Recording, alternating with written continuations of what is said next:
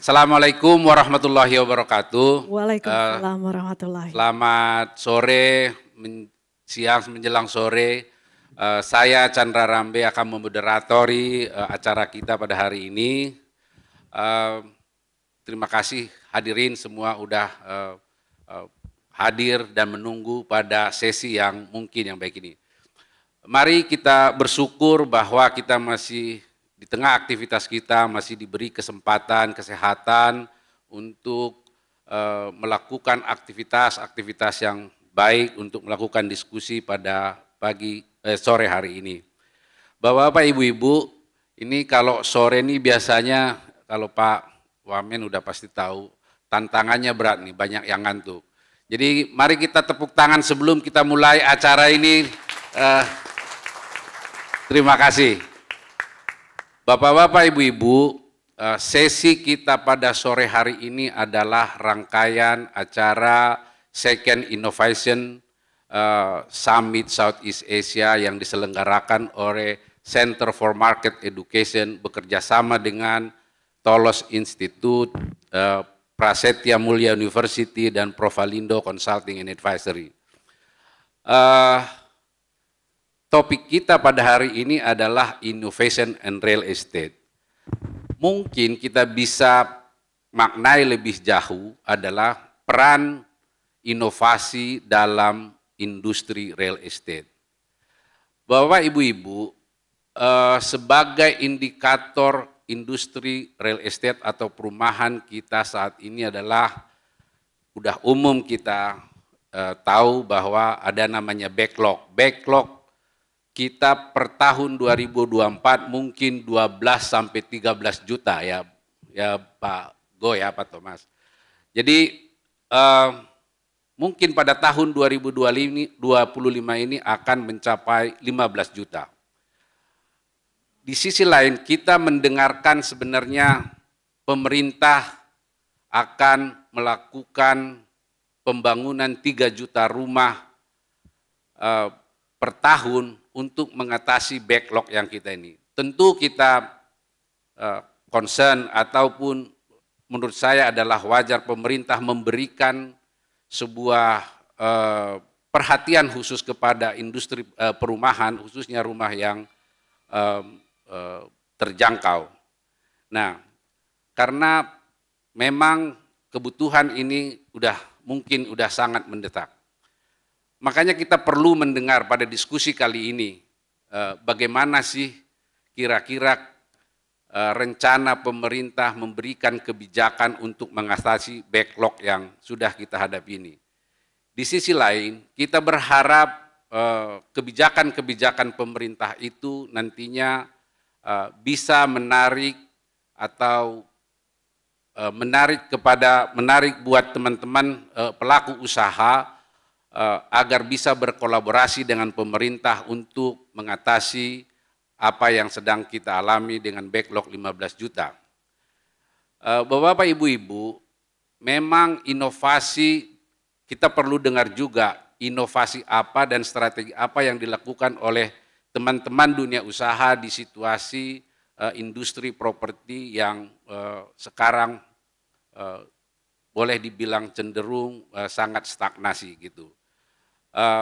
Makanya diskusi ini menjadi sangat relevan untuk kita berikan masukan baik kepada pemerintah maupun pelaku usaha sebagai mitra pemerintah. Tanpa memperpanjang waktu, di hadapan kita sudah hadir 3 panelis. Yang pertama adalah Bapak Wakil Menteri Perumahan dan Kawasan Pemukiman, Bapak Fahri Hamzah. Beri tepuk tangan dan aplaus yang meriah.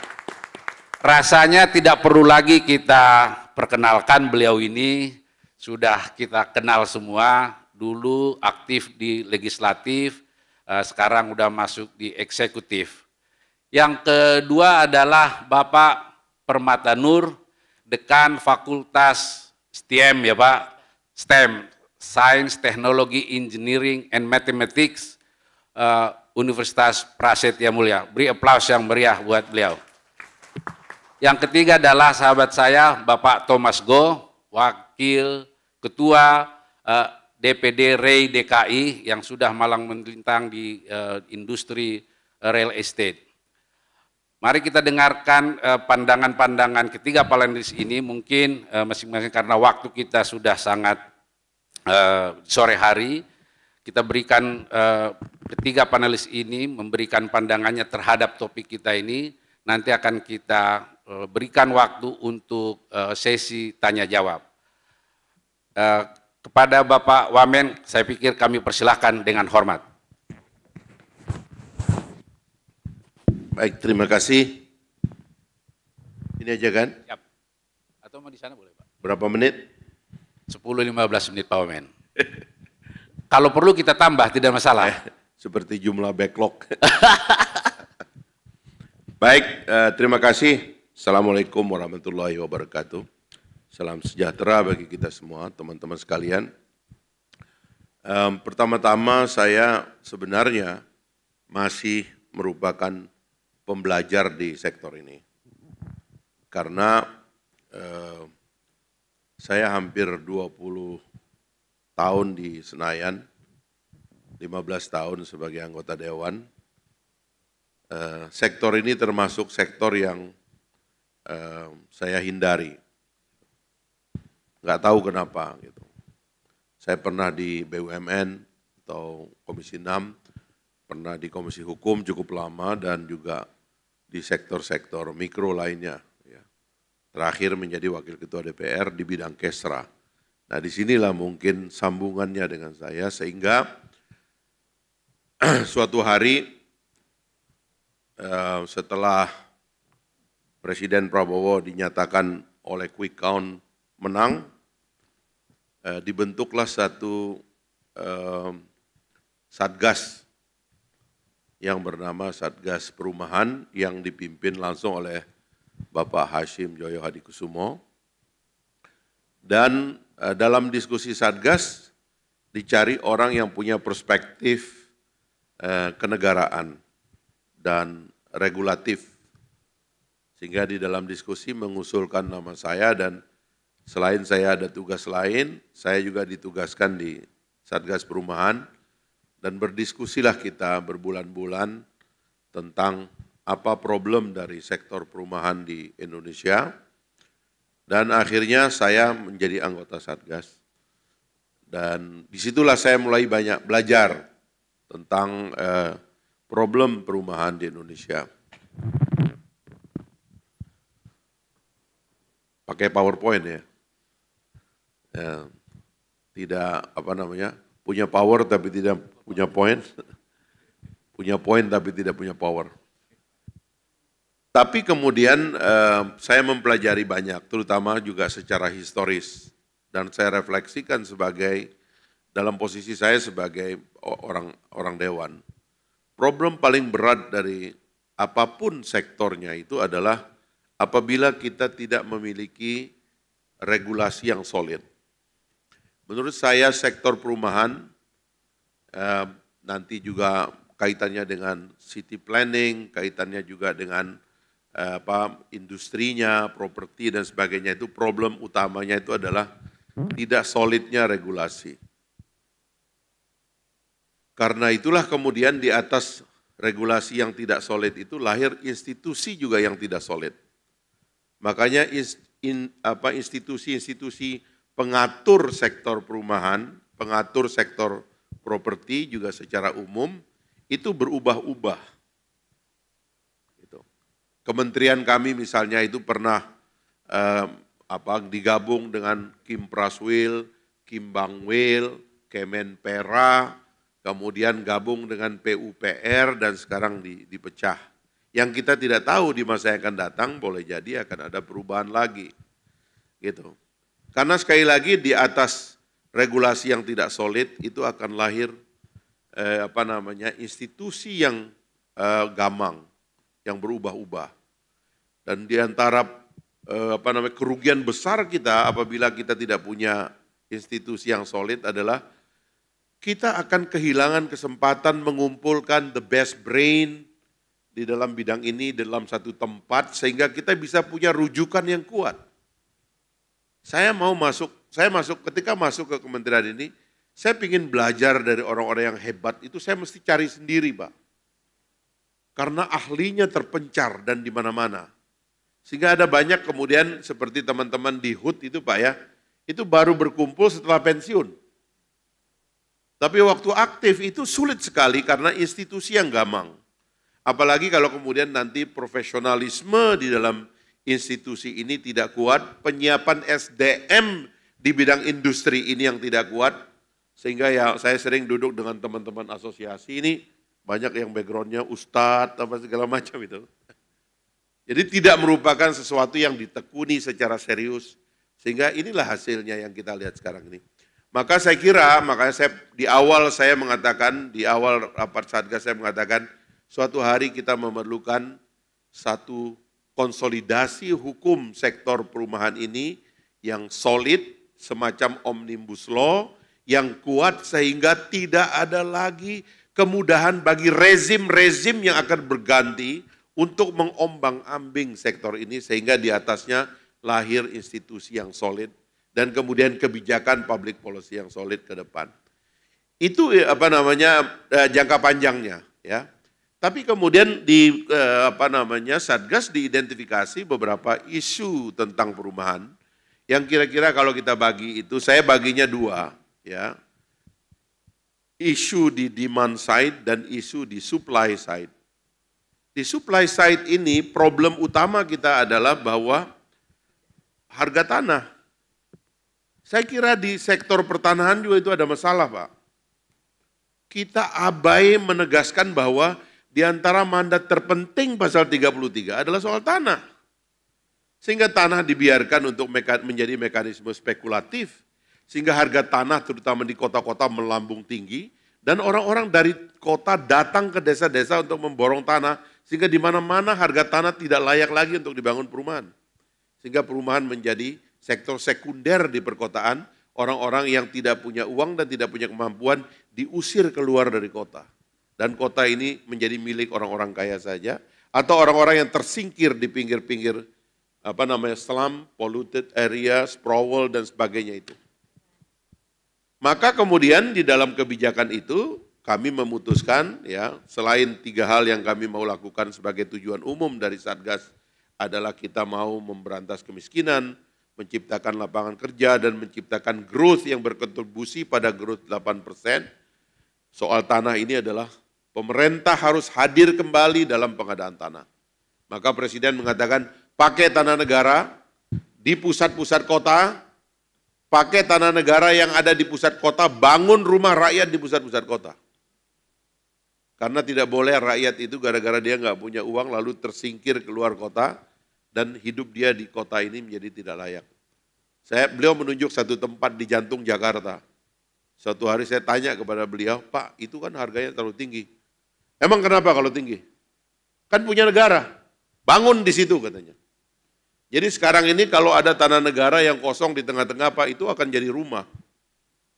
Dan ini yang akan menjadi determinasi dari kebijakan politik pemerintah Pak Prabowo bahwa tanah-tanah murah, tanah-tanah BUMN, tanah-tanah sengketa mungkin, tanah-tanah Pemda, BUMD dan sebagainya itu akan difokuskan untuk membangun kawasan-kawasan baru perumahan yang affordable bagi social housing. Itu yang pertama, karena tanah ini 30 dan sampai 40% daripada harga daripada bangunan, sehingga tanahnya kalau murah itu harga rumah akan tanah. Jadi tanah akan menjadi elemen of subsidi. Jangan kayak sekarang elemen of subsidinya itu jatuhnya ke kredit perbankan. Sehingga negara mengeluarkan uang 30 triliun lebih kurang setiap tahun untuk, ya mohon maaf, pesta pura teman-teman di pengembang dan perbankan.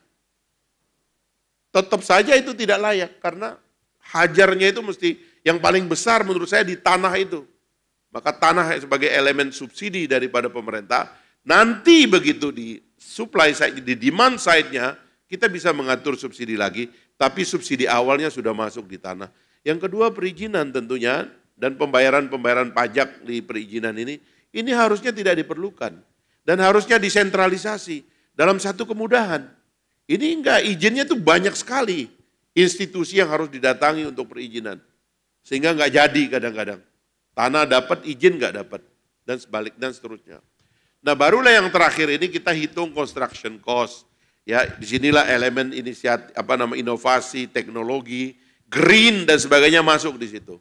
Kita hitung, teman-teman pengembang silakan hitung, di tanah itu kira-kira harganya berapa. Setelah Bapak hitung tanahnya berapa, untungnya berapa, kita hitung dari awal.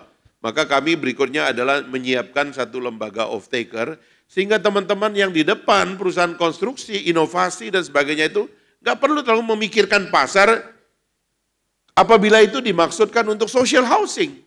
Karena negara harus hadir di social housing ini gitu. Maka kemudian kayak Perumnas itu kan sudah punya mandat off-taker sebenarnya. Aktifkan kembali lembaga-lembaga off-taker. Undang-Undang Ciptaker juga mengamanatkan lahirnya Badan Percepatan Pembangunan Perumahan yang juga punya fungsi off-taker. Tapi apapun formulasinya nanti, itu nanti kebijakannya akan nampak pada pidato Presiden 16 Agustus yang akan datang. Nah itu demand side Pak, itu supply side Pak. Di demand side ini kita punya masalah memang soal database Pak. Dan kalau bicara database ini problem Pak di Indonesia. Saya sampai hari ini masih bertengkar dan bukan bertengkar lah.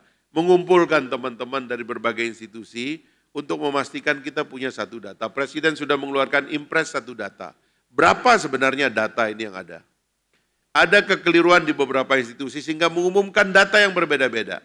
Jumlah keluarga sebenarnya berapa? Cara menghitung jumlah keluarga itu sebenarnya gimana? Apakah jumlah keluarga identik dengan jumlah rumah? Dan bagaimana cara memandang perbedaan antara jumlah rumah dan jumlah keluarga? Saya mengutip angka terakhir yang dikeluarkan oleh BPS bulan lalu tanggal 24. Jumlah orang Indonesia sekarang ini adalah 298,5 juta. Jumlah keluarga yang diumumkan oleh BPS itu sekitar 93,1 atau 2 juta. Sehingga indeks keluarga sekarang ini lompat Pak. Tadinya yang saya mengerti tentang indeks keluarga itu 4,7 orang per keluarga, sekarang tinggal 3,1 atau 3,2. Jadi satu keluarga sekarang tinggal 3 orang Pak. Jadi ini ada pertumbuhan jumlah keluarga baru yang dugaan saya berasal dari demografik bonus, sehingga pada saat pernikahan mereka menikah tapi beraninya punya anak cuma satu atau nggak punya anak. Ini backlog. Orang ngantri punya rumah itu, makanya ada film itu, Sweet Loan apa? Sweet Loan. Hah? Home Sweet Loan. Home Sweet Loan itu, ya. Itu tentang anak-anak muda yang kebingungan karena masih menempel dengan keluarganya menjadi generasi sandwich dan sebagainya. Nah yang terakhir Pak, jadi kalau kita sudah punya database, maka antrian kan sudah panjang Pak. Antrian inilah nanti yang masuk berhubungan dengan lembaga off-taker. Kalau sekarang kita masih memakai APBN 2025, adalah APBN-nya Pak Jokowi, kita ngantrinya ke Tapera, ke bank-bank yang ditunjuk untuk FLPP sebagai pembangunan rumah baru. Sementara untuk renovasi, itu hanya ada 850 miliar, setara dengan sekitar 40.000 keluarga. 40.000 rumah. 40.000 rumah itu nothing Pak, dibandingkan dengan total jumlah rumah backlog RTLH di Indonesia yang sekitar 26 juta itu. Sehingga sebenarnya kalau kita nanti memodifikasi pembiayaan Pak, saya membayangkan ini, FLPP tidak lagi ditanggung oleh APBN, karena kita sudah punya mekanisme perbankan dan kita sudah mensubsidi social housing di tanah. Lalu kemudian uang FLPP ini kita pindahkan kepada renovasi Pak, kita bisa dapat sekitar 2 juta Pak renovasi Pak. Dengan standar pembiayaan yang lama 21,8 juta rupiah per rumah atau nanti jatuhnya sekitar 20 juta untuk mekanismenya. Karena yang 1,8 juta itu adalah administrasinya Pak. Itu 2 juta baru kelihatan Pak. Baru 12.000 settlement yang ada di pesisir nampak kita renovasi. Kalau sekarang tidak ada bekasnya Pak. Bapak bayangkan Indonesia ini 37 provinsi, 416 kabupaten, 98 kota administratif, ada 93 kelurahan, ada 75.817 desa, ada setengah juta RT atau dusun, ada RW atau dusun, ada 1,2 juta RT Pak. Kalau RT-nya aja kita jadikan unit of settlement Pak ya, 1,2 juta kita cuma renovasinya 40.000. Mana bisa? Kita harus betul-betul renovasi. Itu rumah, bukan jumlah rumah Pak, jumlah rumah sekitar 70 juta. 70 juta kita renovasi 40 ribu kan tidak kelihatan. Tapi kalau 70 juta, katakanlah backlog 26 juta, setiap tahun kita ambil 2 juta renovasi di pesisir-pesisir, termasuk kawasan Pak, karena itu elemen yang baru kita masukkan dalam kebijakan sekarang, bahwa akan ada renovasi kawasan. Kalau dulu yang direnovasi cuma rumah, sekarang kita renovasi kawasan. Barulah wajah Indonesia kelihatan di desa-desa kita bersolek dengan renovasi, di kota kita ubah policy, tidak ada lagi rumah landed. Semua kita bikin vertikal, tarik semua yang rumah kumuh di pinggir sungai, yang selam di mana-mana tarik ke atas semua.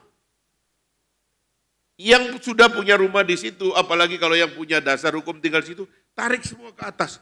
Bersihlah kota kita, tata kota juga akan urban development kita akan dahsyat karena selam semua kita tarik ke atas, Pak. Dengan angka tadi yang saya kebetulan berdiskusi dengan atau mempropos dengan beberapa lembaga internasional. Saya keliling ke OECD, ketemu JICA, ketemu MLLT, ketemu World Bank, ADB, ISDB dan sebagainya. Sampai-sampai kita dapat komitmen 3,3 dan sampai tadi pagi saya udah masukkan ke Blue Book ini Bu, lagi saya masukin Bapak 3,3 miliar dolar Pak. Sekitar 50 triliun. Saya udah ngomong sama Menteri Bappenas, tadi ada yang dari Bappenas, Pak Rahmat Pambudi bilang go ahead Pak, itu kita butuhkan, kita jalan terus. Kita dapat 50 triliun bisa untuk renovasi kawasan dan renovasi perumahan, sebagian mereka juga minat untuk vertical housing. Luar biasa, barulah policy ini punya efek kepada perubahan wajah, sambil tadi kita maintain konsistensi. Harus ada regulasi yang solid, melahirkan institusi yang solid, melahirkan public policy yang solid. Saya kira itulah kira-kira proposalnya dari pemerintahan Pak Prabowo ini. Mudah-mudahan ini bisa lancar ya dalam 5 tahun pertama dan kalau bisa 5 tahun kedua Pak ya. Sehingga kemudian perjalanan untuk social housing policy di Indonesia akan tambah baik ke depan. Saya kira itu aja sebagai pengantar. Terima kasih. Assalamualaikum warahmatullahi wabarakatuh. Waalaikumsalam warahmatullahi wabarakatuh. Kita berikan aplaus yang meriah buat Pak Wamen kita. Mungkin yang kedua Pak Permata Nur. Ini Pak. Ada Pak. Oh boleh. Ada slide-nya ya. Silakan.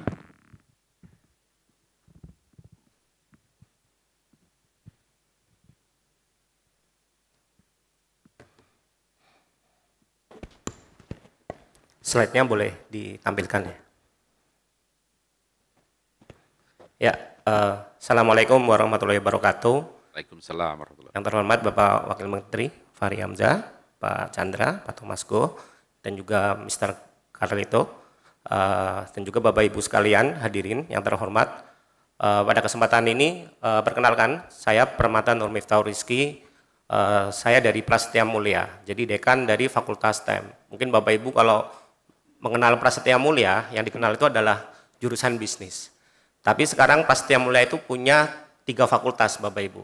Jadi Fakultas Bisnis, Fakultas Hukum, dan satu lagi adalah Fakultas Teknologi STEM. Jadi kebetulan saya adalah dekan di Fakultas STEM. Background saya adalah Computer Science. Kebetulan menghabiskan S1 di ITB, S2, S3 di Korea Selatan, jadi sangat dekat dengan dunia Computer Science. Jadi banyak berkecimpung di Computer Science. Dan kebetulan forum hari ini tentang real estate, saya akan coba hubungkan beberapa yang mungkin inovasi yang ada di kami yang mungkin bisa kita kolaborasikan bersama. Next. Ya jadi yang pertama kita pasti sering mendengar tentang AI Bapak Ibu. Jadi AI ini adalah hype di mana-mana ya, apalagi Gen Z. Ini sesuatu yang hampir semuanya pasti pakai AI. Jadi kalau lihat di slide yang pertama ini, AI itu sekarang sudah masuk kemana-mana, Bapak Ibu. Jadi AI itu sebenarnya apa? Ini mungkin sedikit secara singkat. AI itu adalah bagaimana kita bisa memberikan sebuah kecerdasan kepada komputer, kepada sesuatu yang seakan-akan komputer itu meniru manusia, Bapak Ibu. Gampangnya seperti itu. Jadi gimana caranya AI meniru manusia dalam hal bicara? Dia ada namanya teknologi NLP, Natural Language Processing. Gimana caranya komputer mengikuti manusia dalam hal melihat? Ada namanya computer vision. Gimana AI caranya bisa menganalisis? Ada predictive analytics, menggunakan AI, dan berbagai analisis yang lainnya. Dan perkembangan AI ini sangat hebat sekali, Bapak Ibu. Mungkin Bapak Ibu juga menggunakan, next. Nah, ini saya ambilkan contoh beberapa penggunaan AI. Jadi yang mulai dari yang terkenal ada ChatGPT, Gemini gitu ya. Ini berhubungan sama generative AI. Jadi sesuatu AI yang dia bisa generate beberapa sources ya. Jadi tidak cuma teks, tapi juga image, tapi juga video, dan berbagai macam hal, analytics, yang sekarang ini bisa melakukan banyak sekali fungsional yang bisa dimanfaatkan di kehidupan kita sehari-hari dan berbagai bidang. Ini saya kasih contoh, ChatGPT, ini dari OpenAI, jadi lebih ke arah text generator, image, video, Gemini dari Google gitu ya, dan lain-lain. Dan ada juga yang generate video, semacam Leonardo.ai, ada juga yang image ya, dan juga ada juga ternyata AI itu bisa digunakan secara open source. Jadi mungkin kalau Bapak Ibu pakai ChatGPT, ada yang gratis, ada juga yang bayar. Nah, tapi berita baiknya adalah karena teknologi ini bersifat open source, kita semua bisa memakai teknologi ini, tentunya dengan cost yang lebih rendah apabila kita menguasainya, Bapak Ibu. Contohnya misalkan dalam perusahaan kita pengen ada AI, artinya kita bisa build AI ini internal di perusahaan, seperti itu. Jadi nggak harus kita selalu pakai ChatGPT, pakai Gemini, karena banyak sekali open source sehingga kita bisa tarik teknologinya, kita develop, kita deploy di internal perusahaan kita. Next. Dan ternyata Bapak Ibu, kalau kita tahu salah satu hambatan dalam penggunaan AI ini adalah tentang device. Mungkin Bapak Ibu suka menggunakan AI. Kadang-kadang kalau kita tidak tahu, biasanya kita bisa pakai ChatGPT dari handphone. Tapi kalau kita lihat lebih detail, bagaimana teknologi itu bisa running, AI ini bekerja dengan menggunakan beberapa model, Bapak Ibu. Model ini adalah semacam otaknya. Dan generative AI itu dibuat dengan billion parameters. Jadi semakin banyak model, semakin banyak parameter, semakin cerdas model ini. Secara singkat seperti itu. Dan untuk running model tersebut, itu butuh device yang very powerful. Dan disinilah keterbatasan kita terhadap AI ya. Jadi tidak semua perusahaan bisa implementasi AI kalau dia nggak punya device.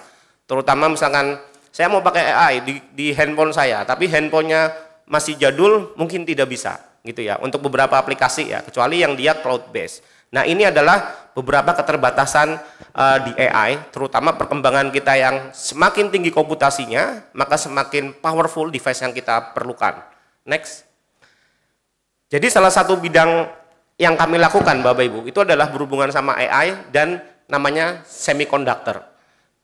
Ini gambar yang saya tunjukkan, ini adalah bagaimana kita bisa memproduksi semiconductor. Apa itu semiconductor? Dari semua device yang kita punya, ini device elektronik, dari handphone, mikrofon, mungkin ada lampu, komputer. Semua device itu pasti mereka ada teknologi semiconductor di dalamnya, Bapak Ibu. Dan teknologi semiconductor ini adalah kunci dari sebuah negara untuk bisa menjadi negara maju. Siapa yang menguasai semiconductor?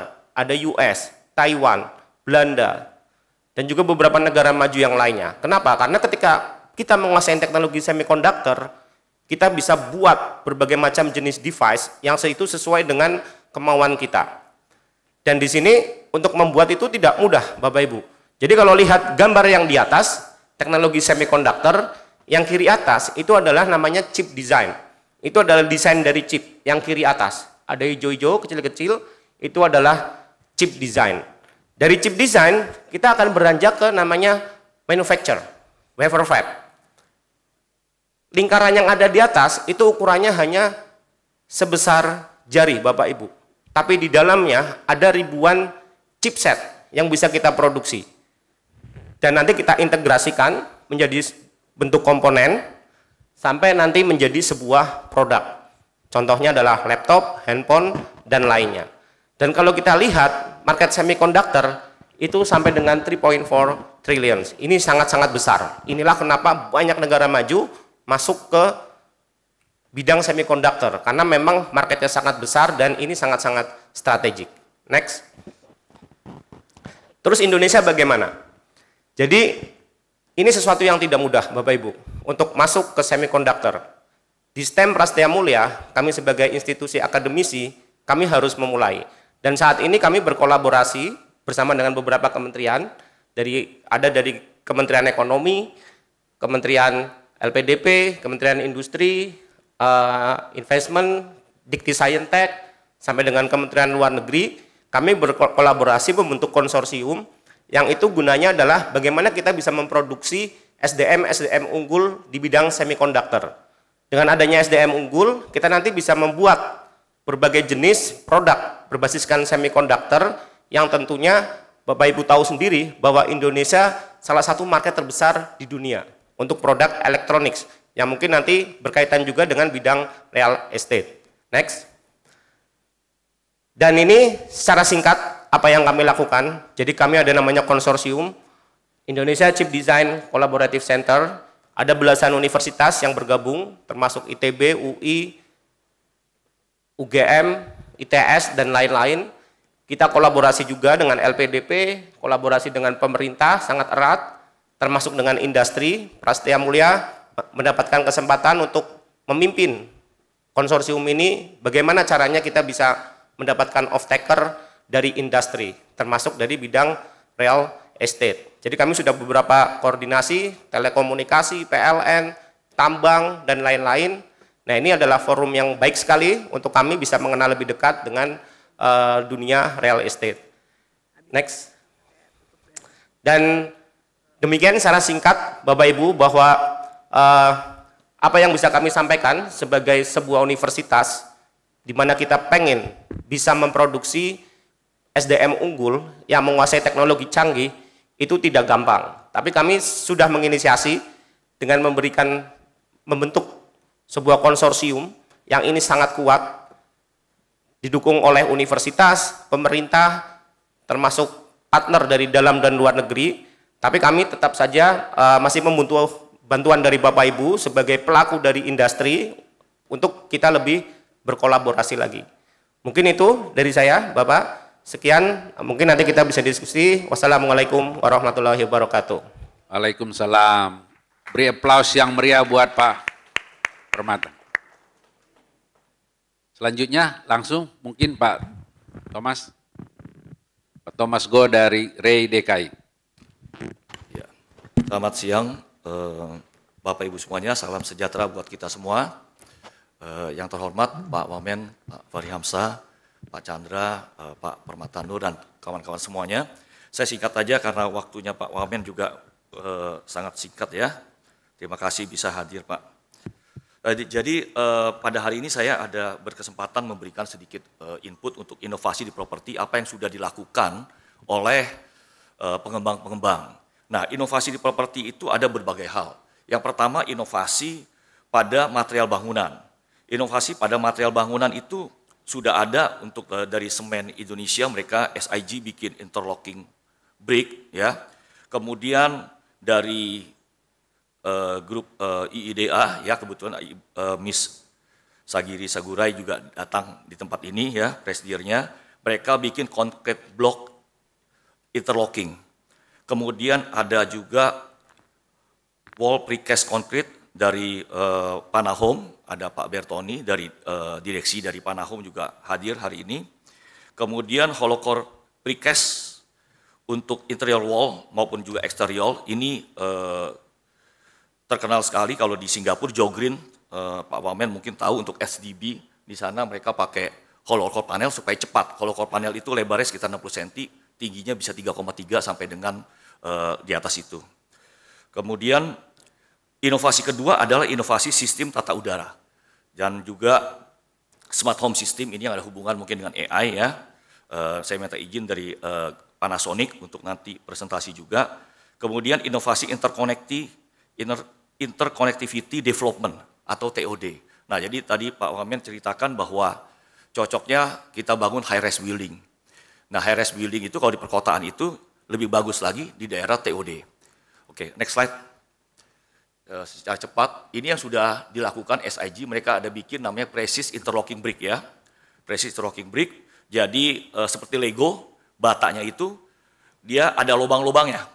Nah, lubang-lubangnya ini bisa diisi dengan rebar, dengan besi, dan itu mereka tidak memerlukan lagi kalau pakai bata seperti ini, interlocking brick ini, tidak perlu lagi namanya kolom praktis, ya.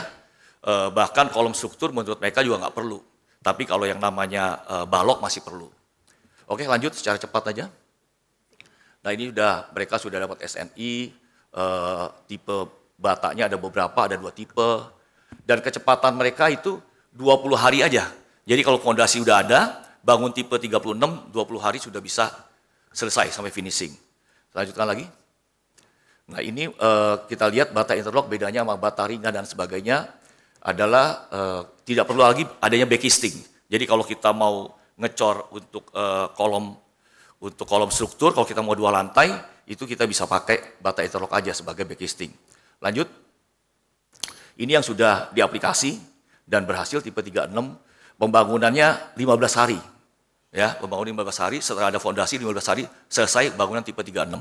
Ini untuk mengejar tadi berapa, ada 3 juta rumah ya, kalau untuk yang rumah landednya. Lanjutkan. Nah, ini IG Strong Concrete Block. Kita lihat ini dia punya kekuatannya itu, kuat tekannya 100 kg per cm persegi. Sedangkan tadi kalau brick, interlocking brick itu 70 kg per cm persegi. Ini lebih kuat dan ini juga kelebihannya adalah hasil uji insulasinya dia kedap suara ya dan tahan panas.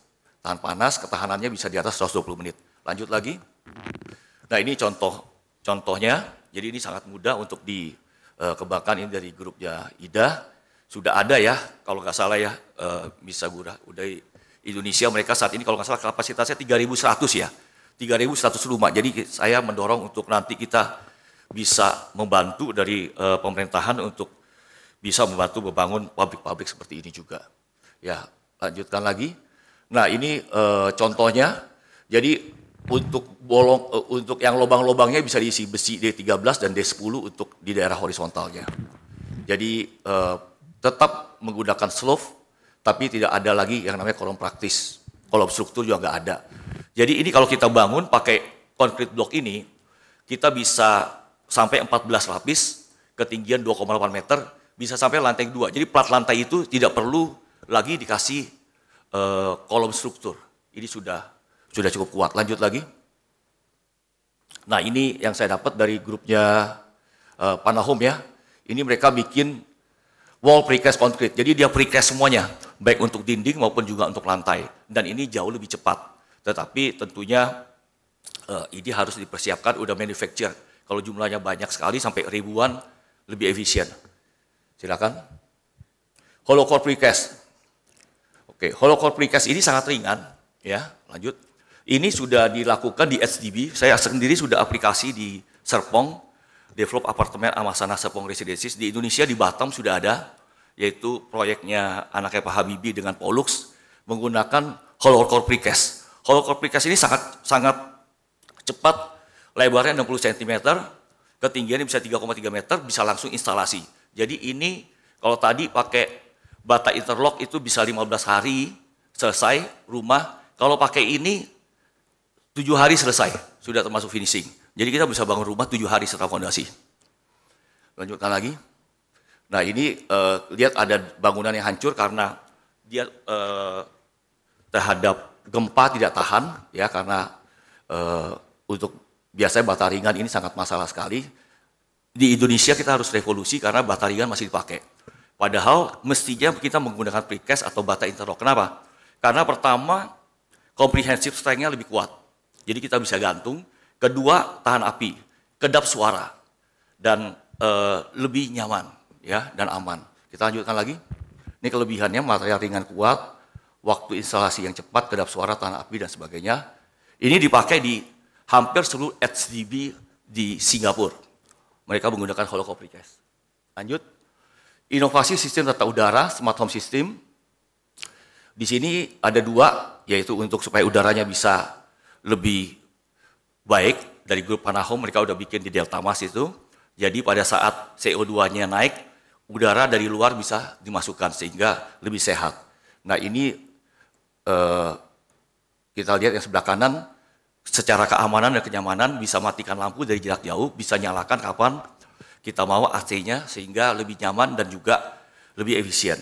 Lanjut lagi, lanjut, kira-kira seperti itu ya. Sekarang yang lebih penting lagi, lanjut Pak. Nah, smart home system konsep yang integrasi teknologi untuk mengontrol, mengoptimasikan aspek rumah, kenyamanan, keamanan, efisien energi. Langsung lagi. Nah, TOD. Nah, ini TOD yang menarik, Transit Oriented Development, adalah suatu perencanaan dan pengembangan perkotaan yang terintegrasi dengan transportasi publik. Jadi kalau di Singapura itu udah interconnecting semuanya itu, di daerah-daerah SDB itu mereka sudah konsepnya TOD. Ya, lanjut lagi. Tujuan TOD menciptakan perkotaan yang dapat diakses dengan jalan kaki dan terhubung dengan public transportation.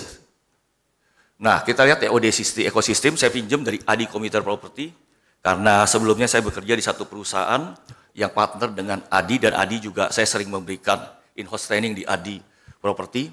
Nah, ini mereka TOD sistem, TOD konsep itu adalah bisa shift and transit, bisa ke tempat lain, kemudian dipadatkan tempatnya di daerah Transit Oriented Development, kemudian bisa berjalan kaki dari satu tempat ke tempat lain, dari rumah sakit, ke mall, maupun juga pergi ke tempat education, ya, ke sekolah, universitas, kemudian dia harus mix use dan connect. Nah, keuntungannya apa keuntungannya? Keuntungannya adalah meningkatkan kualitas hidup dan menghemat waktu tempuh. Karena dengan TOD ini kita kemana-mana kita naik LRT, MRT, ya. Kemudian mengurangi kemacetan dan mengurangi polusi udara. Jadi ini yang saya minta mungkin dari Pak Wamen, banyak tempat-tempat di daerah yang TOD, ya, itu bisa kita maksimalkan. Karena sekarang Pergub di Jakarta tahun nomor 31 menyatakan bahwa kalau kita bangun apartemen di daerah TOD, KLB-nya bisa 11, Bos. Jadi bisa luar biasa KLB-nya 11. Kalau tanahnya ada 10.000 bisa bangun 110.000. Kita bisa bangun 110.000 itu kira-kira mungkin bisa sampai 5 sampai 6 tower. Bisa sampai mungkin sekitar 3.000 4.000 unit. Ya, kita lanjutkan lagi. Nah, ini untuk LRT City di Ciracas, Jatibening mereka bikin hub-hub di mana orang begitu turun bisa makan dan sebagainya. Lanjutkan lagi. Nah, TOD konsep itu kalau TOD properti dia mengaplikasikan TOD konsep di setiap properti yang dimilikinya, yaitu densify, bisa berjalan kaki, walkable, mixed use, connect, and then shift and transit. Yang paling penting dari ekosistemnya itu adalah orang yang tinggal maupun juga penumpangnya, ya. Nah, juga bekerjasama dengan MRT dan BRT, juga mengembangkan dengan bekerjasama dengan banyak pihak untuk pendidikan dan sebagainya, tetapi ekosistemnya itu tidak hanya fokus pada bisnis, tetapi ESG implementation. Jadi TOD bisa meningkatkan kualitas hidup dengan menghemat waktu tempuh, mengurangi kemacetan, mengurangi polusi udara, dan memberikan tempat untuk UMKM. Ya, saya pikir cukup sekian. Terima kasih. Terima kasih. Aplaus buat Pak Thomas. Bapak Ibu sekalian, sekali lagi saya mengucapkan terima kasih walaupun udah sore ternyata peserta sesi ini masih sangat ramai dan semangat. Saya yakin sudah punya pertanyaan-pertanyaan yang mau disampaikan kepada panelis, khususnya mungkin kepada Pak Wamen. Saya langsung aja kepada floor yang mau memberikan tanggapan atau pertanyaan kepada para panelis terkait dengan topik kita pada sore hari ini. Silakan Bapak Ibu. We have our microphone ready. Please raise your hand if you have Mohon questions. disampaikan nama dan institusi mungkin. 1 di kanan, 2 di tengah, 1 di kiri. Wah, cukup. Yang pertama yang di kanan saya mungkin sampaikan nama dan institusinya kali Pak. Silakan. Oke, baik. Oh, Ibu. Oke. Izin Pak, Assalamualaikum warahmatullahi wabarakatuh. Waalaikumsalam warahmatullahi wabarakatuh. Nama saya Wahyu Pak dari PT Menara Maritim Indonesia. Mungkin udah pernah ketemu sama Pak Chandra juga. Izin mungkin pertanyaan saya akan lebih mengarah ke Pak Wamen, Pak Fahri Hamzah. Untuk beberapa tadi ada penjelasan mengenai supply problems, demand issues. Nah, sebenarnya dari solusi yang sudah floorkan tadi Pak Fahri, itu ada satu inovasi yang selama ini saya di praktis bisnis properti itu belum kebayang Pak, yaitu yang terkait subsidi dalam bentuk tanah. Nah itu sangat menarik Pak untuk bisa, jika memang itu bisa dan akan diimplementasikan, itu sangat membantu kepada masyarakat karena harga tanah ini memang sudah tidak bisa dikendalikan. Nah, pertanyaan saya itu sebenarnya mengarah ke ada isu satu lagi Pak yang sebenarnya kita belum, sampai sekarang kami pun di properti masih mencoba cari caranya seperti apa, yaitu masalah financing Pak. Financing untuk rumah-rumah yang ada di perkotaan. Kalau tadi mengarahnya ke TOD, FLPP, kalau sebelum ini regulasi FLPP itu kalau nggak salah pendapatan maksimal itu 7 sampai 9 juta untuk satu household, satu rumah.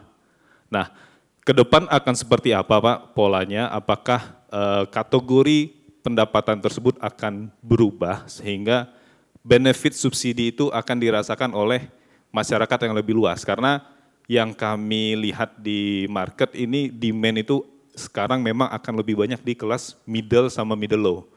Mungkin itu dulu Pak dari saya Pak, terima kasih. Terima kasih Pak Wahyu dari PT Maritim, anak usahanya Pelindo ya. Kita gabung atau satu-satu Pak Wamen? Gabung ya. Yang kedua mungkin Ibu yang ya silakan Ibu. Assalamualaikum warahmatullahi wabarakatuh. Waalaikumsalam warahmatullahi wabarakatuh. Selamat sore Pak. Kebetulan saya Ayu dari Property Consultant ya. Saya kebetulan kantornya di Bandung, mewakili kantor saya. Saya mau nanya Pak, saya sebagai Property Consultant, waktu itu ada konsumen saya. Dia kebetulan dari staf kementerian ya, suaminya BUMN. Sedangkan saya memasarkan di bidang properti yang komersil. Nah, sedangkan yang mau ambil itu kan kalau dari pihak bank biasanya harus dari bank BUMN lagi. Dan masa waktunya itu kan dibataskan ya, kalau usianya sekian, jadi kalau bank-bank swasta biasanya nggak bisa. Jadi kerjasamanya harus bank BUMN. Nah, sedangkan Indonesia atau pemerintahan kan mengadakan 3 juta rumah gitu ya. Jadi kan untuk umum, untuk masyarakat Indonesia. Apakah itu khusus masyarakat umum atau misalnya staf-staf yang mau pensiun gitu? Apa boleh mereka diberikan itu sarananya untuk mengambil rumah itu? Sekian dan terima kasih Pak. Terima kasih Bu Ayu. Mungkin yang terakhir pada kesempatan ini dari kiri atau silakan Pak dari yang tengah ya. Oh, terserah yang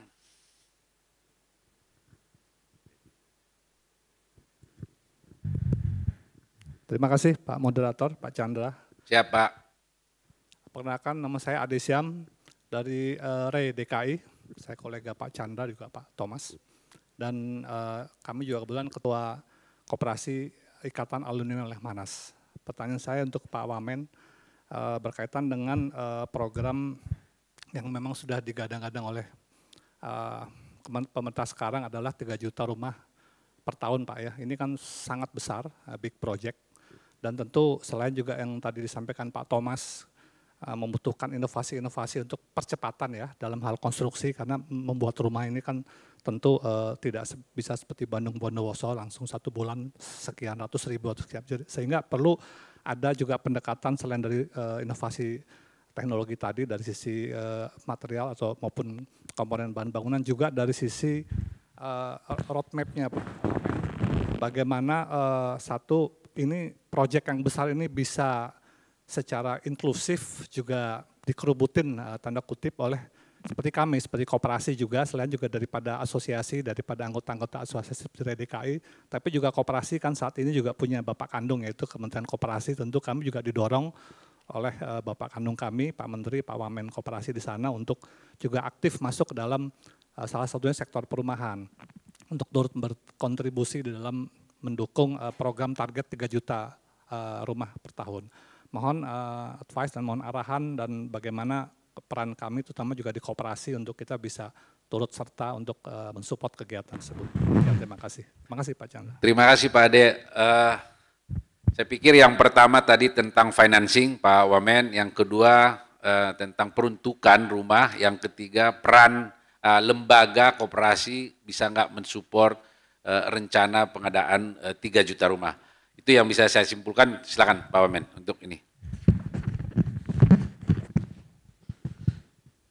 Jadi saya itu keliling ke Indonesia, yang saya temukan adalah orang-orang yang akan menangani sektor perumahan itu rasa-rasanya dan sepertinya itu dipenuhi oleh perasaan tidak berdaya. Gitu. Jadi kalau saya ketemu wali kota atau bupati, itu kayaknya ngomongnya, kayaknya ini bukan skalanya kami deh. Dia datang ke provinsi, provinsi juga seperti tidak sanggup. Nah, ini soal uang biasanya, yang di sini ini soal uang. Kita datang ke pusat, uang ada, tapi merasa kesulitan berkoordinasi dengan Pemda. Waduh, nanti rumit di Pemda itu ada pungutan ini, ada pajak ini dan sebagainya gitu. Intinya ini ada masalah kebijakan. Kita mengizinkan sektor ini tidak diregulit secara solid, sedemikian rupa sehingga orang yang terlibat di sektor ini merasa tidak berdaya dan merasa hopeless. Misalnya menangani kawasan kumuh. Sama dengan isu sampah sekarang ini. Kemarin mulai diungkap di rapat kabinet tentang sampah ini. Kenapa kita ini kayak tidak berdaya dengan sampah? Kan nggak bisa ditertibkan yang namanya sampah itu. Sama dengan kawasan kumuh. Kok kita nggak berdaya, di mana-mana ada kawasan kumuh. Dan kawasan kumuh tumbuh. Dengan proyeksi urbanisasi sampai 70% orang akan tinggal di kota. Sekarang ini kawasan kumuh tidak bisa dihindari. Sekali lagi itu diperlukan satu legal regulasi yang solid tentang bagaimana semua ini diselesaikan. Makanya yang pertama tadi itu, pertama kita bicara tanah dulu deh. Tanah itu nanti ada beberapa elemennya juga. Selain tanah kosong, juga tanah yang dihuni secara ilegal dan sebagainya. Itu harus ada step penanganannya dan harus ada institusi yang bertanggung jawab yang bisa berkoordinasi bahkan melampaui institusi lain yang begitu banyak ini pemegang sahamnya. Yang ini nggak mau lepas kewenangannya, yang ini merasa tersangkut, yang ini merasa punya kewajiban, sehingga nggak ada yang mengkoordinir, nggak ada yang kita kerjakan. Ini niatnya. Jadi Bapak Ibu sekalian, kita ini masih bekerja dengan anggaran yang ditinggalkan oleh Pak Jokowi dan regulasi yang ditinggalkan oleh Pak Jokowi. Kita belum masuk ke regulasi baru. Kami berharap nanti tanggal 16 Agustus Presiden akan mengumumkan secara komprehensif regulasinya, institusinya, dan juga total anggaran yang akan dikeluarkan dalam APBN 2026 untuk menuntaskan ini sekaligus. Tapi soal tanah itu sudah jelas. Presiden mengarahkan kalau kita memakai tanah swasta di tahap pertama itu udah terlalu tinggi, nggak memadai.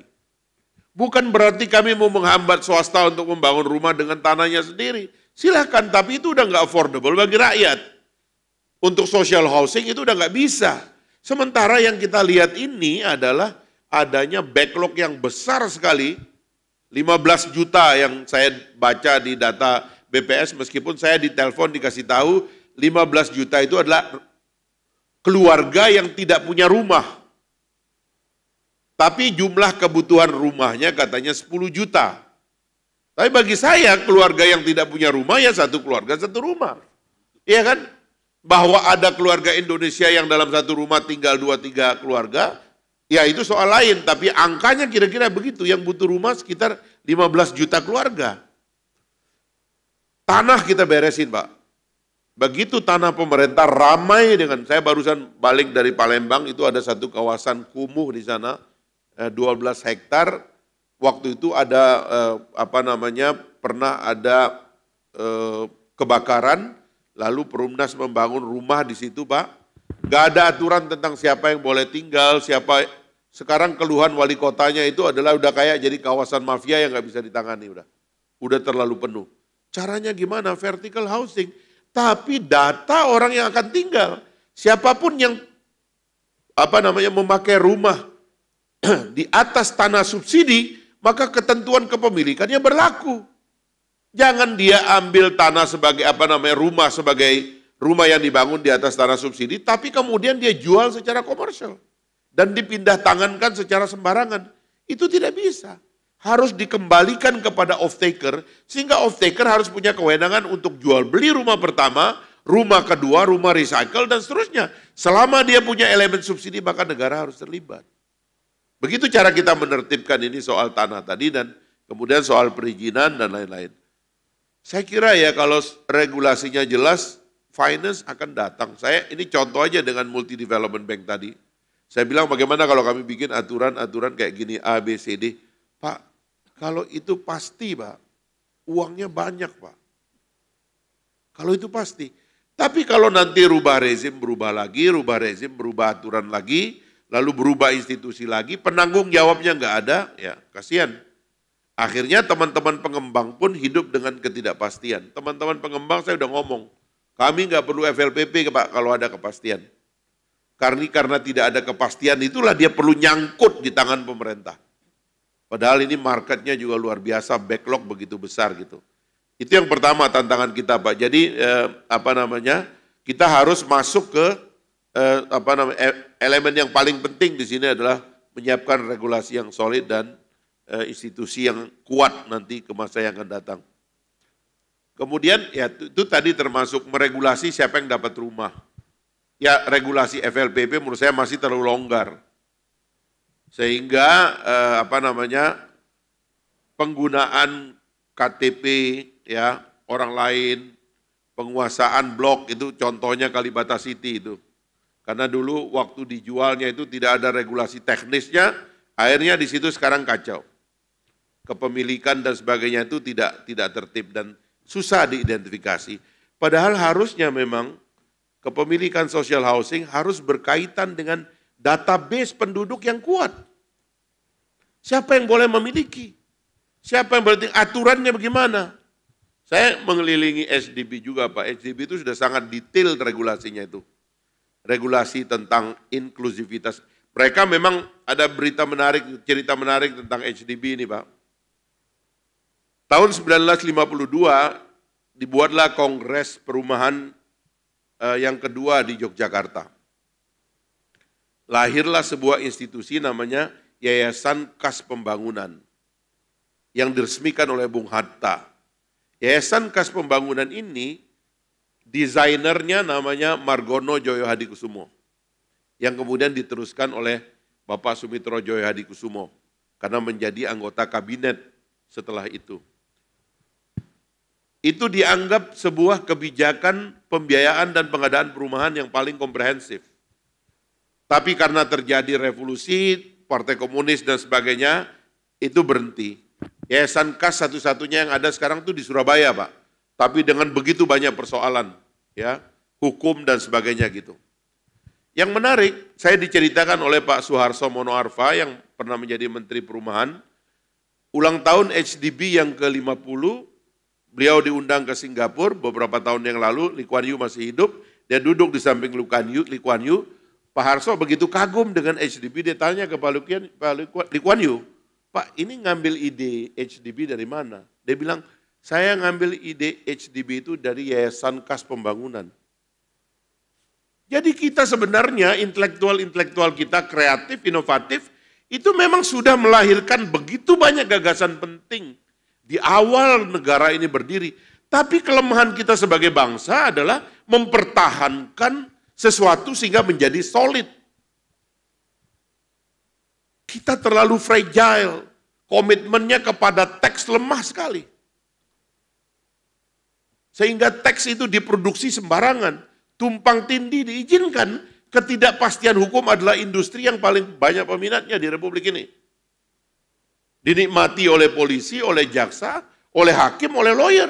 Masing-masing berasa berjuang sebagai penegak hukum untuk menegakkan ketidakpastian hukum. Ini yang menciptakan kekacauan. Jadi kita kalau mau memperbaiki ya kita mesti melototin ini yang namanya regulasi ini secara baik dari hari ke hari ke depan gitu. Jadi mohon kerjasama kita ini terutama Center for Market Education cabang Indonesia ini ayo kita pelototin ini gitu. Adakah regulasinya sudah solid atau tidak? Di atasnya lahir institusi yang solid atau tidak? Termasuk tadi itu yang ditanyakan teknis-teknis itu tentang mekanisme kita nempetin orang. Waduh kalau jelas Pak, ini pasar-pasar milenial itu akan sangat tertarik. Saya kemarin tertarik di Singapura ini sekarang orang engage saja udah ditawarin rumah. Bahkan sekarang ini ada nawarin rumah khusus untuk memperbanyak jumlah penduduk di Singapura itu. Karena menciut jumlah penduduknya. Jadi negara memproduksi rumah bagi keluarga-keluarga baru. Supaya punya anak dan seterusnya. Sudah kompleks karena itu diatur secara konsisten dari tahun 60-an. Nah yang terakhir tadi soal Bandung Bondowoso Pak dan keterlibatan koperasi. Saya keliling Pak sekarang ini. Teknologi perumahan makin dahsyat Pak. Pantas kalau orang Amerika bilang karena terpukau dengan China sekarang ini, setelah mereka lihat China begitu banyak kota-kota dan provinsi baru yang melampaui kemegahan Amerika. Kota yang dibangun di Amerika Serikat dalam ukuran puluhan tahun atau ratusan tahun, dibangun dalam 1 tahun oleh di China. Karena teknologinya memungkinkan. Sekarang ini saya kedatangan banyak ini perusahaan-perusahaan yang inovasi yang janji ke saya. Ada yang bilang 1 tower 7 bulan, ada yang bilang 9 bulan, maksimal bilang 14 bulan. Jadi mereka bisa bikin satu kota kecil dalam setahun, Pak. Jadi ilmunya sudah ada semua. Jadi Bandung Bondowoso masuk akal, Pak. Bapak siapkan lahannya, kasih perizinannya, hitung biayanya, dia bilang sekian bayar, oke, kamu ambil untung sekian, silakan mulai bangun. Kita merem Pak tidur, 9 bulan lagi udah jadi kota. Dan itu dilakukan di mana-mana. Jadi itu masuk akal. Nah, terkait dengan koperasi Pak, terutama Presiden membuat koperasi Merah Putih, ini adalah ikhtiar Presiden untuk menginterupsi mohon maaf aja, kultur ekonomi kita yang semakin kurang kekeluargaan. Kenapa beliau ngotot mengatakan, saya ingin kembalikan pasal 33. Ekonomi harus berbasis rasa kekeluargaan. Kebersamaan di antara kita. Bukan persaingan yang saling mematikan. Maka koperasi sebagai gerakan itu harus dikembalikan ke desa-desa menjadi jantung perasaan kita dalam berekonomi, kegotong royongan. Ini maksudnya Pak, saya membayangkan renovasi 2 juta rumah, yang kalau saya sudah hitung biayanya itu, renovasi 2 juta rumah itu sebagiannya ditangani oleh koperasi, tidak saja yang menyiapkan bahan tetapi juga tenaga kerjanya, keahliannya, desain dan sebagainya, wah itu akan luar biasa Pak. Tumbuhlah jiwa-jiwa perekonomian baru, bahwa perekonomian disusun berdasarkan rasa kekeluargaan. Ini masa depan Indonesia dan ini arah dari ekonomi baru pemerintah yang akan datang. Kita memang agak melenceng kata beliau, ya dikasih ruang untuk kapitalistik sedikit, kita agak jauh sehingga kita terlalu tega. Kenapa Presiden menegur pengusaha? Kamu boleh untung, tapi jangan kau untung di atas penderitaan orang lain. Bisa enggak kita atur keuntungan kita supaya orang lain tidak menderita? Itu jiwa dari ekonomi Pancasila dan ini yang kita ingin tegakkan juga di sektor perumahan kita. Terima kasih. Terima kasih responnya Pak Wamen. Mungkin kita kasih kesempatan 1 putaran lagi ke floor ya Pak Wamen, masih ada waktu ya.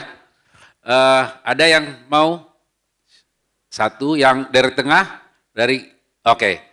Mungkin kita mulai dari kiri. Silakan nama dan institusi mungkin sampaikan. Tes. Ya, Saya Steven Montesquieu dari PNVJ. Saya Dari mana Mas? Sorry. PNVJ Universitas Pembangunan Nasional Veteran Jakarta. Oke. Nama tadi nama? Steven Montesquieu. Ya, Montesquieu. Saya mau tanya, sebelumnya saya mau mengutip dulu dari Green Building Council dan UNEP bahwa sekitar 12,5% sektor bangunan itu berkontribusi pada emisi gas rumah kaca global gitu. Mungkin Indonesia sekitar 10% mungkinnya atau 8% lah gitu. Pertanyaan saya adalah bagaimana, karena ini topik Anda innovation and real estate, bagaimana mungkin dari sektor pemerintah itu mewujudkan greenhouse mungkin ya, greenhouse gitu sih. Jadi ya kan karena kan real estate kan ada perumahan juga gitu. Jadi bagaimana rumah itu bisa menjadi suatu greenhouse gitu. Entah metriknya dari Green Building Council Indonesia atau bagaimana gitu sih. Terima kasih. Ya, makasih. Dari tengah mungkin ada? Kanan ya, silakan. Nama dan institusi mungkin. Ya. Silakan. Assalamualaikum warahmatullahi wabarakatuh. Waalaikumsalam. Perkenalkan, nama saya Zulkifli Puteh dari PT Ida Group Holdings. Sehubungan dengan smart home tadi, di mana itu adalah teknologi, yaitu smart building. Dan smart building umumnya itu selaras dengan konsep green building. Nah, di sisi lain, di mana peningkatan emisi gas rumah kaca itu akan berdampak pada pemanasan global dan perubahan iklim. Nah, yang mau saya pertanyakan, poin pertama yaitu sejauh mana peran pemerintah mendukung teknologi smart building di Indonesia dan apa langkah strategis untuk mengatasi pemanasan global ini. Terima kasih. Terima kasih, Mas. Jul, ada lagi yang lain? Mungkin ini sesi terakhir karena milenial memang sangat concern dengan environmental issues ya. Jadi semuanya kayaknya harus Pak Wamen yang menjawab karena di-address kepada pemerintah. Silakan Pak. Ya, saya kira memang itu sudah nafas zaman kita sekarang karena kita tahu kerusakan di mana-mana dan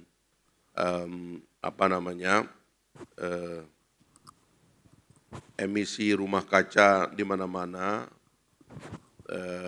karbon sangat tinggi dan tidak saja yang disebabkan langsung oleh problem di hutan-hutan kita, tapi juga di mekanisme kita membangun, memilih teknologi dan bahan-bahan di dalam pembangunan yang sebagiannya sudah diregulasi karena ada banyak lembaga-lembaga di dunia yang juga mensyaratkan kita menjadi anggota. Misalnya kita lagi apply di OECD, kemarin saya ke Paris untuk meyakinkan OECD bahwa pembangunan 3 juta rumah itu akan sejalan dengan green yang kita mimpikan semua, karena itu juga menjadi syarat bagi keanggotaan Indonesia khususnya di sektor gedung dan properti. Jadi saya kira sebagian regulasi sudah ada dan welcome kepada teman-teman yang punya teknologi, khususnya karena kita mau renovasi besar-besaran tahun depan, mudah-mudahan kita akan gelontorkan uang yang cukup besar ya, baik yang berasal dari APBN termasuk juga yang sumber-sumber lainnya, CSR dan sebagainya itu, silakan yang punya green teknologi di-apply di kawasan dan juga di perumahan-perumahan bekerja sama dengan Pemda. Kami sedang menerapkan beberapa aplikasi supaya nanti pendaftaran yang mau direnovasi itu tidak perlu lobby-lobby ke Jakarta, tidak perlu lobby-lobby anggota DPR. Pakai aplikasi aja, nanti ada IRTLH yang sedang kita perbaiki, rumah-rumah yang perlu direnovasi, kita akan sisir nanti. Miskin ekstrim di Indonesia itu sekitar 1%. 1% itu artinya 2,985 juta. Itu artinya sekitar kalau 3 keluarga per satu rumah itu sekitar 1 juta kakak. atau katakanlah 1 juta rumah. Jadi 1 juta rumah paling bawah ini kita akan sisir dengan renovasi masif tahun depan, dan kita memang memerlukan aplikasi dari teknologi baru yang green, yang ramah lingkungan, yang low carbon dan sebagainya. Silakan kita akan apply di situ. Tapi metode aplikasinya pakai Pemda nanti. Untuk kawasan itu akan basisnya pemerintah provinsi, tapi untuk rumah dan perumahan itu basisnya nanti kabupaten kota. Jadi ada nanti IRTLH namanya untuk aplikasi untuk perumahan renovasi, dan juga ada IKAKIM yang sedang kita buat, itu untuk renovasi kawasan, terutama dan utamanya adalah kawasan pesisir. Karena kita mau menyehatkan pesisir kita, sebagai sumber protein kita juga harus sehat gitu. Nah, yang berikutnya adalah yang antrian untuk kredit pemilikan rumah yang IFLPP, yang juga sekarang sudah ada, dikelola oleh Tapera dan beberapa bank himbara dan juga bank-bank lainnya. Saya kira metode ini nanti akan membuat tahun depan mudah-mudahan pertumbuhan ekonomi kita akan masif, ya. Kemudian kemiskinan akan sangat berkurang, dan kita akan merekrut tenaga kerja yang banyak sekali. Sebab kalau 1 juta rumah kita renovasi, 1 rumah kira-kira bekerja 5 orang, maka 5 juta tenaga kerja yang akan bekerja di daerah-daerah. Kalau 2 juta, ya berarti 10 juta kira-kira tenaga kerja baru yang ada di daerah-daerah. Ini adalah visi kita, dan kita mudah-mudahan akan merumuskan itu format daripada arsitektur kebijakannya itu bulan Agustus nanti. Anggarannya akan dibahas kira-kira September, Oktober, per 1 Januari 2026 mudah-mudahan seluruh kebijakan itu sudah bisa kita laksanakan semuanya di lapangan. Jadi itulah katakanlah pesta rakyat kita tahun depan, yang menambah pesta rakyat di bergizi. Saya kira Indonesia akan aman dan tenang dan sejahtera tahun-tahun yang akan datang. Terima kasih. Terima kasih Pak Wamen. Aplaus yang meriah buat Pak Wamen. Bapak Ibu yang terhormat, mungkin kita udah sampai pada ujung acara kita.